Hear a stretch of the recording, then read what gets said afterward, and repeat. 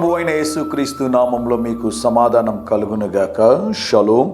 ఆదికాండము 26వ అధ్యాయము 12వ వచనము.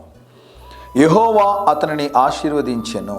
దేవుని నామానికి స్తోత్రం కలుగునుగాక. దేవుడు కరువులో ఉన్నటువంటి సమయంలో ఇస్సాకుని దేవుడు దర్శించాడు.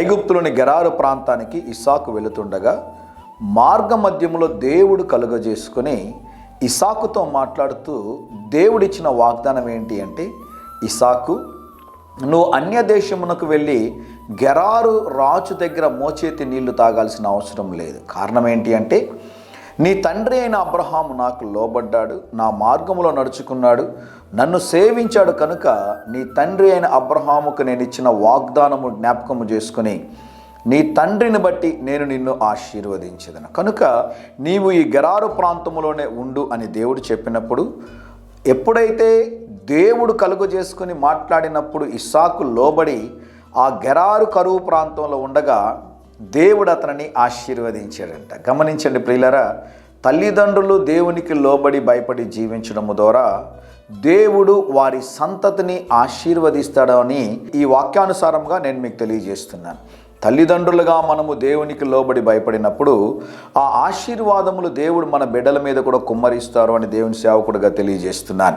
ఆశీర్వదించేది దేవుడు మాత్రమే. ఆ దేవుని పేరే ప్రభువైన యేసుక్రీస్తు. ఎంతగా ఆశీర్వదించాడో తెలుసానండి?